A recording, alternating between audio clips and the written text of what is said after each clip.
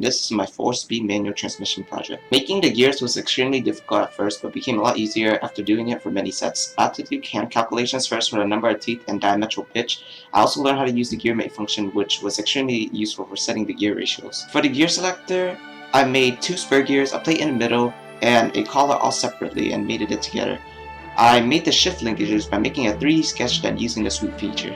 My input and output shaft design allows the gears to spin freely. It only forces the output shaft to spin when the gear selector connects with the output gear. I made another set of gears to mount the drive shaft lower. I used the circular geometry and thread tool to make 6 threaded holes and mounted the differential using bolts to give it a nicer touch. And this isn't a real differential since it's just a gear and pinion. So real car axles mount using a spliner. I wanted to replicate that, so I created long spur gears that connected to the axle, which slotted right into the internal spur gear of the differential.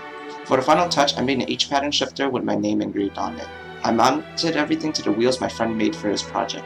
For the simulation, I tested the drive shaft under a torque of 380 Nm to simulate a car accelerating.